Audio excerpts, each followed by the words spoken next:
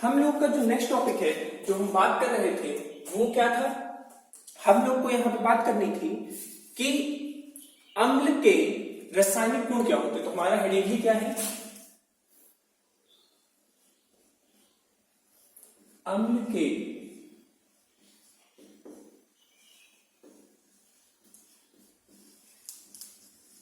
रासायनिक गुण।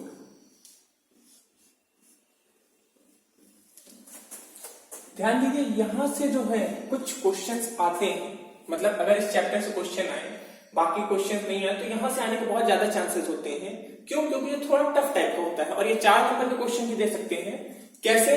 अभी थोड़ा आगे बात करें, पहले यहाँ पे है क्या इसके बारे में बात कर लेते हैं। ठीक है, तो हम लोग को यहाँ पे करना क्या है, हम लोग को यहाँ पे ये जानकारी करनी है कि अम्ल को जब भी किसी चीज के संग अभिक्रिया करवाएंगे या मिलाएंगे तो उस पर क्या असर पड़ेगा।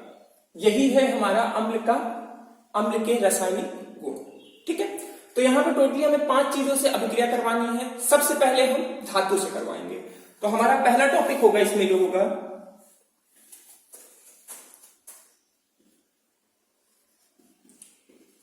अम्ल की या अम्लों की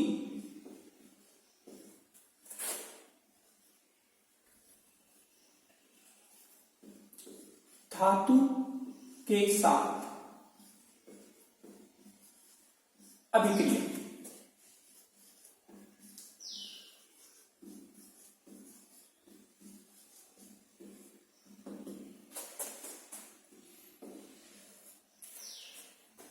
देखिए अम्ल धातु के संग अभिक्रिया करेंगे और करने पे क्या होगा ये जानते हैं।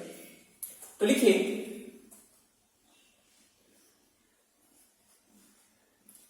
अम्ल धातु के साथ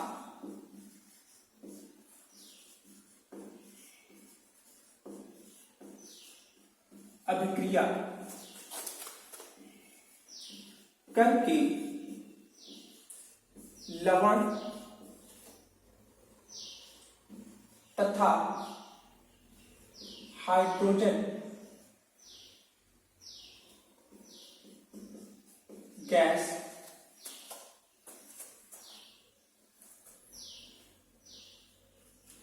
का निर्माण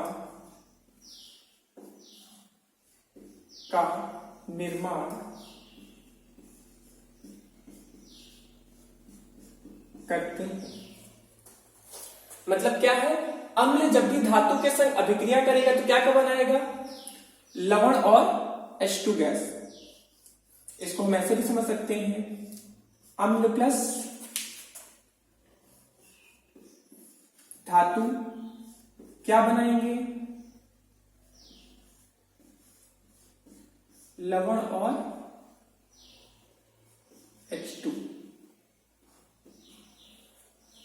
ठीक है, उदाहरण यहां पे अब इसका लिखते हैं। उदाहरण हम लेते हैं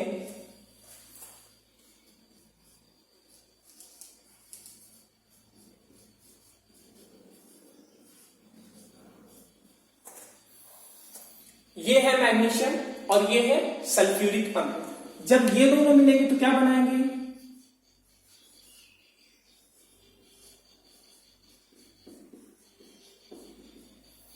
MgSO4 और H2। मतलब ये जो है हमारा क्या है, ये हमारा यहां पे अम्ल है और ये क्या है हमारा धातु है। ध्यान दीजिए जहां धातु लिखे हैं वहां पे एक चीज और आप लिख लीजिए,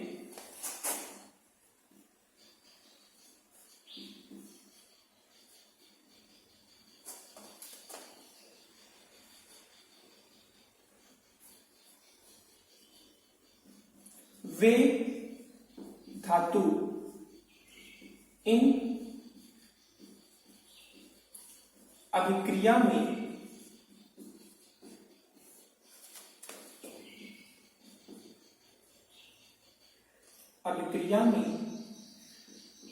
भाग लेंगे जो सक्रियता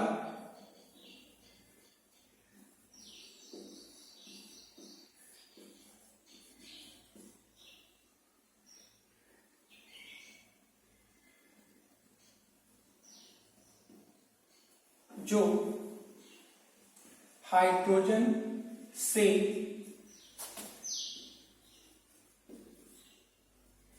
अधिक सक्रिय होंगे। मतलब एक चीज ध्यान रखिए कि यहां पे उन्हीं धातुओं में इस तरह का अभिक्रिया संभव है या हो पाएगा जो हाइड्रोजन से ज्यादा क्या है, जो हाइड्रोजन से ज्यादा सक्रिय है। बाकी धातु इसमें भाग नहीं ले सकते हैं, जैसे कैल्शियम, मैग्नीशियम, जिंक, एल्युमिनियम आदि। सक्रियता श्रेणी अभी आपको आगे पढ़ाई जाएगी, तो सक्रियता श्रेणी में ये चीज आपको बहुत प्रॉपर्ली बताया जाएगा। लेकिन अभी आप ध्यान रखिए इतने ही धातु हैं जो यहां पे इस अभिक्रिया को दिखाएंगे। सब नहीं, सब के बारे में आप नहीं बोल सकते ऐसा कि सब के सभी ऐसा दिखाएंगे, केवल वही जो हाइड्रोजन से ज्यादा सक्रिय। क्लियर है बात? एक और एग्जांपल लिख लेते हैं।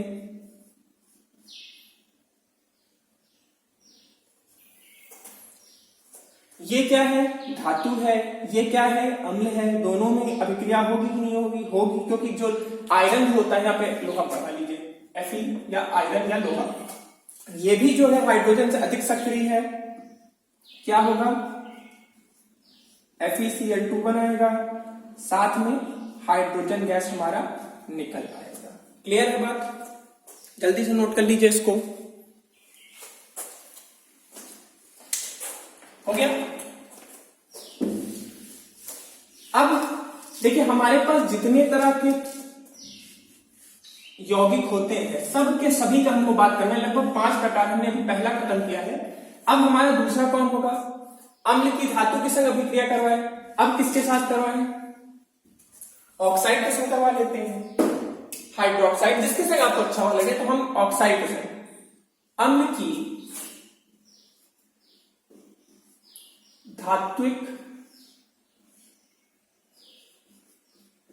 ऑक्साइड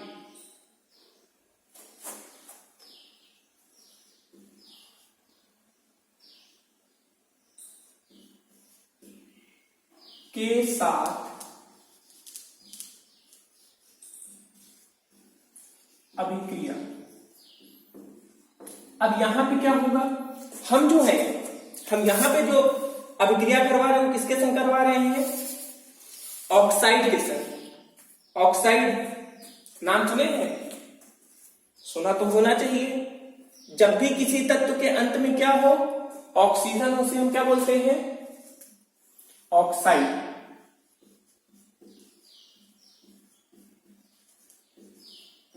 ऑक्साइड, ठीक है।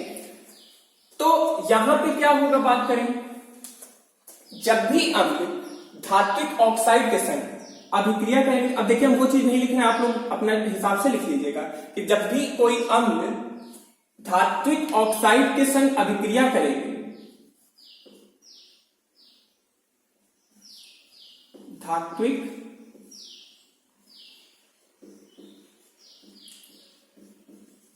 ऑक्साइड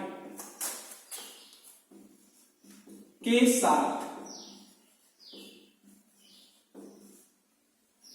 मैं भी आप लोगों की तरह पूरा लिखना है क्या?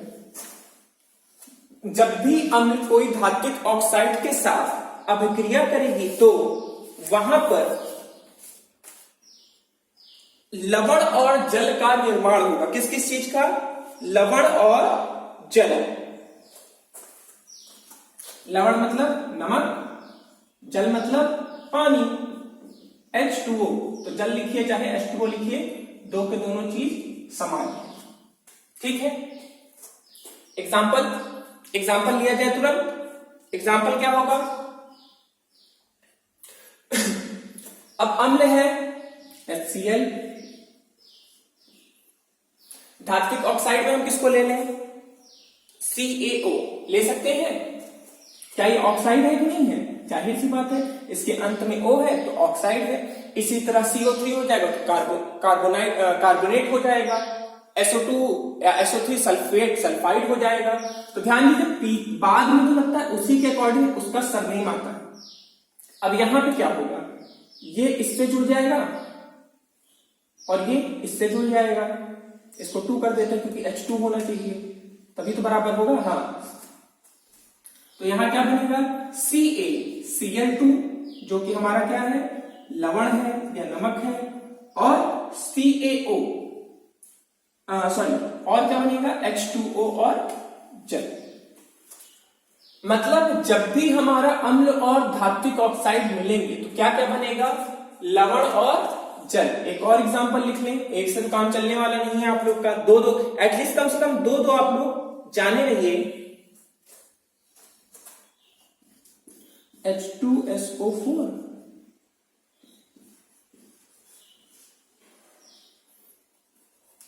अब ये क्या है,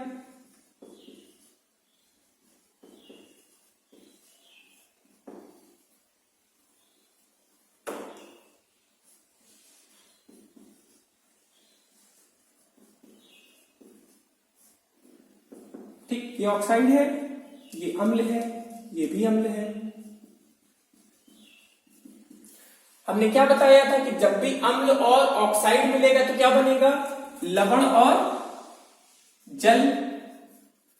तो चलिए तुरंत करते हैं वही चीज, इसको इससे मिलाए तो बन जाएगा MgSO4, और क्या बनेगा, H2O या जल।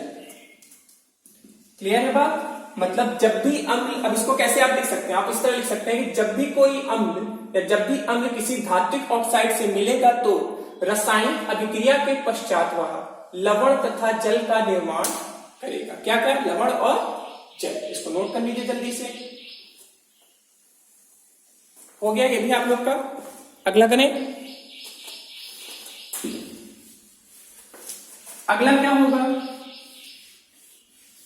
कार्बोनेट ले लें कि हाइड्रोक्साइड ले लें, चलिए ऑक्सीजन के बाद हाइड्रोक्साइड ही सही रहता है, हाइड्रोक्साइड ले लेते हैं, ठीक है। तो अब हमें किसका किसका अभिक्रिया करवाना है, अम्ल का धात्विक हाइड्रोक्साइड से। तो क्या हेडिंग होगी, अम्लों की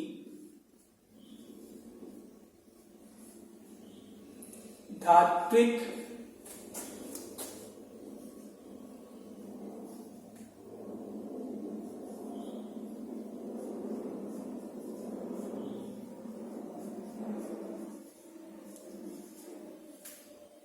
अम्लों की धात्विक हाइड्रोक्साइड के साथ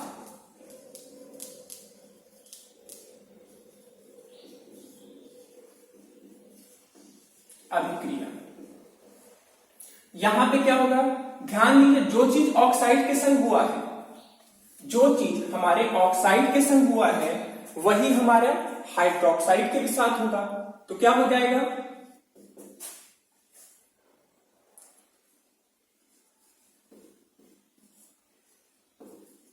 धात्विक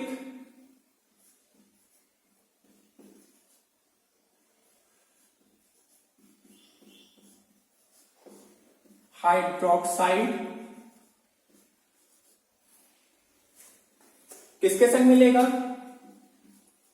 अम्ल के साथ मिलेगा।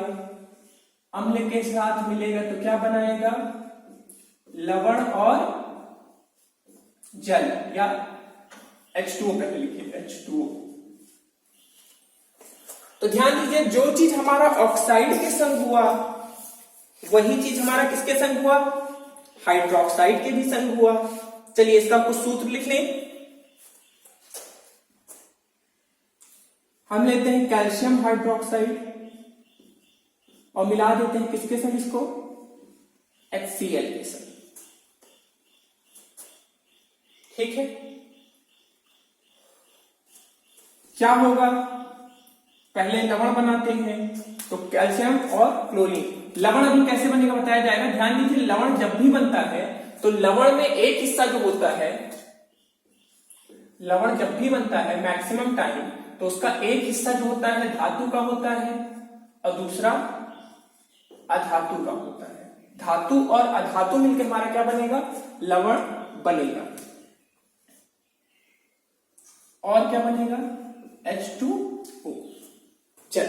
लवण और जल दो के दोनों चीज हमने आपको बताया ना कि लवण और जल बनेगा ही बनेगा। तो हमारा क्या क्या बन जाएगा यहाँ पे? लवण और जल। इसको थोड़ा बैलेंस कर देते हैं। बैलेंस हो गया। बैलेंस अगर नहीं कर पा रहे हैं तो हम लोग का फर्स्ट चैप्टर में बैलेंसिंग सिखाया गया है आप लोग को। बैलेंस करना देख लीजिएगा। ये क्या है? ये हमारा धात्विक, या इसका नाम अब लिखते हैं। आप ये चीज तो जान गए, ये धात्विक हाइड्रोक्साइड है, ये अम्ल है, ये लवण है और ये जल है। तो अब इसका नाम लिखेंगे। ये क्या है? Calcium hydroxide. ये क्या है? हाइड्रोक्लोरिक अम्ल। ये क्या है? Calcium chloride. और ये क्या है? जल। क्लियर है बात? एक और एग्जांपल नोट कर लें। अब देखिए, हम अम्ल बदल दें, अम्ल वही नहीं रखेंगे, अम्ल को हम क्या कर देते हैं? चेंज कर देते हैं। तो अब हमने क्या ले लिया? हमने ले लिया यहां पे सोडियम हाइड्रोक्साइड।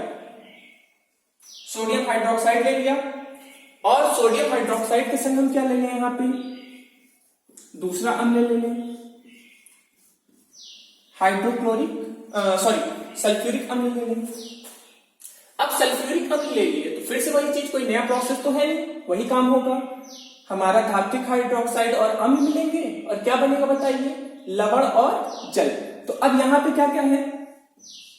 देखिए, यहां पे धातु जो है ये सोडियम है। हमने बताया ना कि लवण जब भी बनेगा या जब भी हमारा सॉल्ट बनेगा, टाटा सॉल्ट, जो भी सॉल्ट, आपको जो भी नमक पसंद है बहुत ज्यादा, हम वही नमक ले लेंगे। तो जब भी वो बनेगा तो उसका एक हिस्सा किसका होगा? धातु का, और दूसरा अधातु का। ठीक है, तो NaSO4, और यहां पे क्या क्या बचा? यहां पे H बचा, OH बचा, लेकिन ये बैलेंस नहीं है, इसको बैलेंस भी करना है। यहां पे 2 लगा दीजिए। ठीक है, बैलेंसिंग फिर से वही चीज मैं आपको बोलूंगा कि फर्स्ट चैप्टर में बैलेंसिंग आपको बहुत कायदे से बताई गई है। फर्स्ट चैप्टर से बैलेंसिंग देख लीजिए। देन ऑल्सो कोई दिक्कत आए तो आप लोग हमको कमेंट बॉक्स में कर दीजिएगा, एक हम लोग उस पर न्यू लेक्चर कर लेंगे। ठीक है, तो यहां पे क्या आ गया? यहां पे 2 होगा, यहां पे भी 2 होगा। क्लियर है बात? मतलब जब भी धात्विक हाइड्रोक्साइड और अम्ल मिलेगा, धात्विक ऑक्साइड और क्या मिलेगा? अम्ल मिलेगा, तो हमारा क्या क्या बनेगा? लवण और जल। क्लियर है बात? ये भी बात समझ में आ गई। परिभाषा की तरह से भी आप लिखना चाहेंगे कि जब भी परिभाषा की तरह से लिखना चाहेंगे तो आप लिख सकते हैं कि जब भी अम्ल धात्विक हाइड्रोक्साइड के साथ अभिक्रिया करेगी तो किसका किसका निर्माण होगा? लवण और जल का। ध्यान दीजिए, ऑक्साइड और हाइड्रोक्साइड का केस एकदम सेम होता है। क्लियर है? अब हम किसकी ओर बढ़े? अब हम ले लेते हैं कार्बोनेट और बाइकार्बोनेट ले लें, या हाइड्रोजन कार्बोनेट, जो भी आप बोलना चाहिए। तो लिखिए, अगला टॉपिक है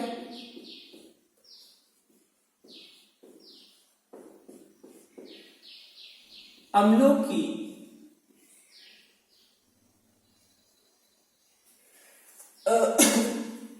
क्या लिख लें? अम्लों की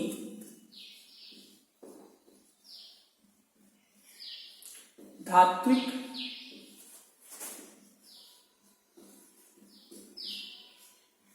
कार्बोनेट तथा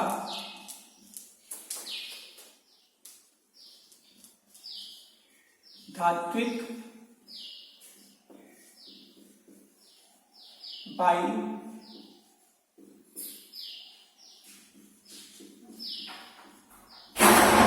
कार्बोनेट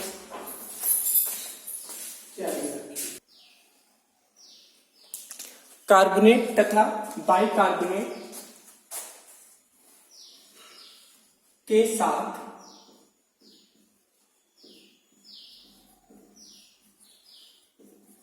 अभिक्रिया। ठीक है, अब हमारा अगला टॉपिक क्या है? अम्ल की धात्विक कार्बोनेट और धात्विक बाइकार्बोनेट की संख्या अभिक्रिया। क्रिया। ध्यान दीजिए इन दोनों को एक संग लिखे हैं, चाहते तो हम अलग अलग भी लिख सकते थे, क्योंकि यहां पे होना वही चीज है। क्या होना है, यहां पे लिखते हैं किसको मिलाकर है, धात्विक कार्बोनेट को मिला है कि बाइकार्बोनेट को मिला है, होना दोनों का संगी में है तो दोनों एक संग हम लिख देते हैं। ठीक है,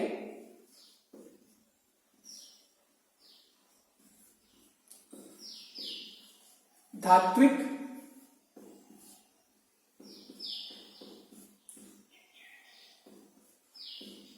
कार्बोनेट स्लैश करके धात्विक बाइकार्बोनेट, दोनों चीज हो सकता है। अब अगर आपका ये क्वेश्चन सर धात्विक कार्बोनेट क्या होता है और धात्विक बाइकार्बोनेट क्या होता है, तो इसके लिए भी लिंक आपको दिया जा रहा है, क्लास 9th में पढ़िए। क्लास 9th में बताया गया था, लेकिन तब भी हल्का से मैं आपको यहां बता देता हूं। जब भी किसी धातु के संग, धातु आप जानते हैं कोई भी धातु हो, उसके संग कार्बोनेट मिले CO3, अगर CO3 मिला तो क्या है, ये कार्बोनेट है। और अगर Na, अगर यही जगह HCO3 है, क्या है, NaHCO3, तो ये हमारा क्या है, ये हमारा बाइकार्बोनेट है। ध्यान दीजिए, बस शुरुआत की चीजों से अंतर होता है। क्लियर है बात? बाई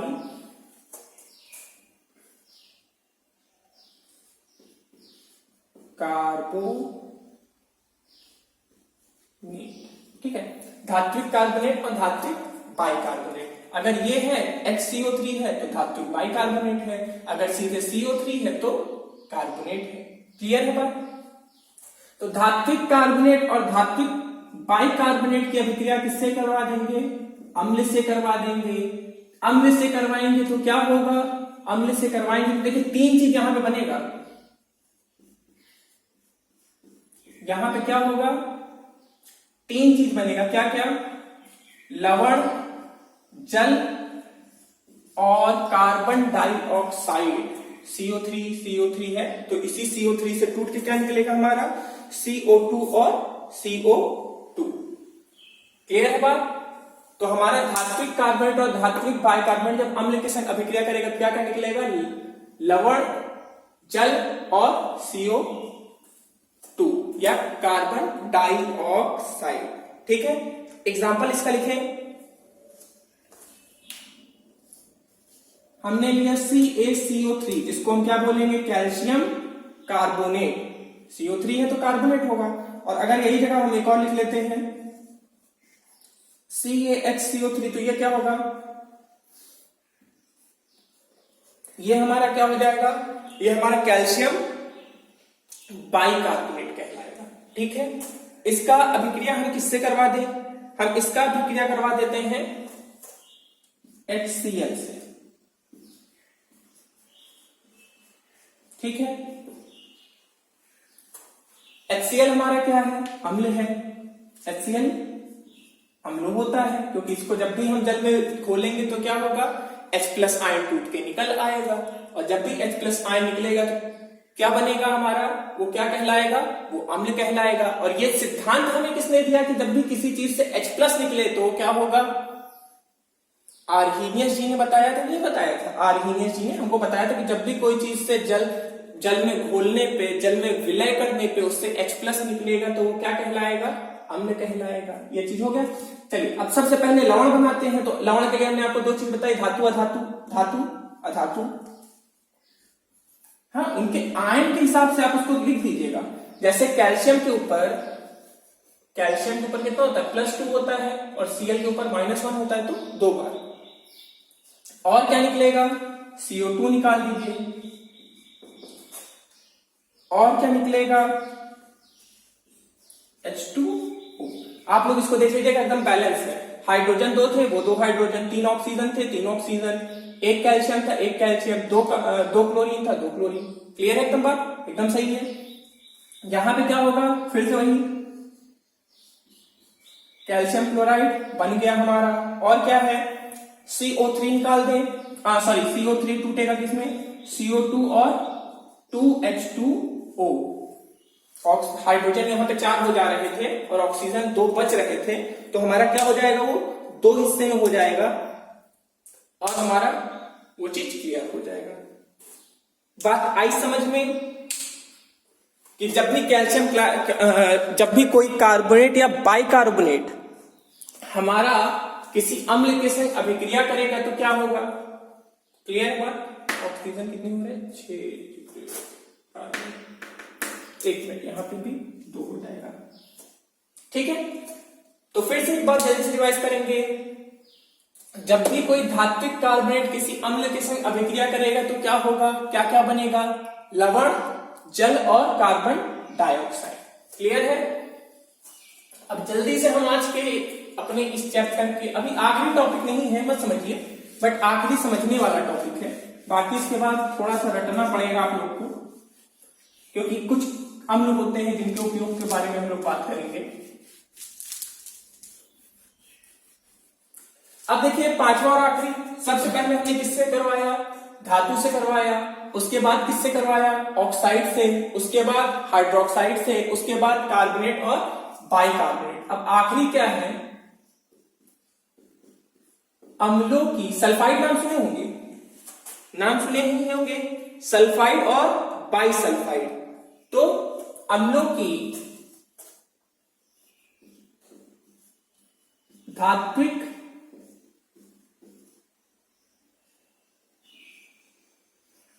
सल्फाइड तथा बाइसल्फाइड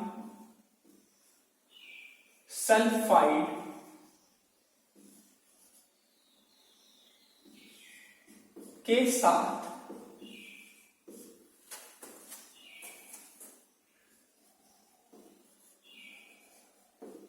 अभिक्रिया,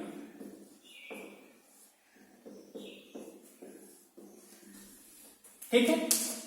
तो अब हम किसके संग, हम सल्फाइड और बाइसल्फाइड के संग अभिक्रिया करवाने वाले हैं। तो करवाया गया सल्फाइड और बाइसल्फाइड, ठीक है। अब देखिए एक चीज ध्यान दीजिए, सबसे पहले हम क्या करते थे, हम बता देते थे कि क्या होगा, जब भी कोई धात्विक सल्फाइड या धात्विक बाइसल्फाइड, धात्विक सल्फाइड या धात्विक बाइसल्फाइड किसके संग अभिक्रिया करेगा, अम्ल के साथ अभिक्रिया करेगा तो क्या क्या बनेगा, लवण, हर जगह ये उपस्थित था, उसके बाद जल और सल्फर डाइऑक्साइड गैस बनेगा। क्या बनेगा, सल्फर डाइऑक्साइड गैस बनेगा हमारा, क्लियर है बात। इसको नोट करते हैं,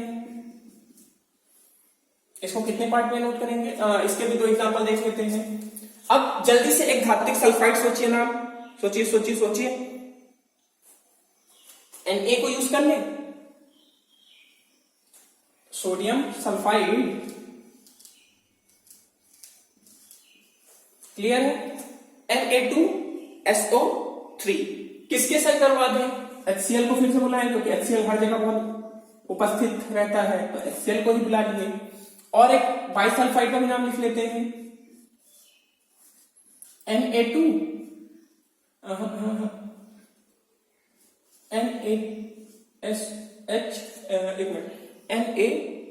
NaHSO3, हाँ ठीक है, और HCl, ठीक है एकदम से। अब देखिए फिर से लवण बनाएंगे, धातु अधातु, ठीक है, धातु अधातु क्या, नमक हमेशा धातु और अधातु का मिलकर बना होता है, अभी लवण पढ़ेंगे तो इसको और प्रॉपर्ली डिस्कस करेंगे। अब देखिए Na और Cl, 2 थे तो 2 यहां पे लग गया, क्या बचा यहां से, SO3 बचा, SO3 से SO2 निकालना है, पता है ना, SO2 निकलेगा, ये चीज तो पता है।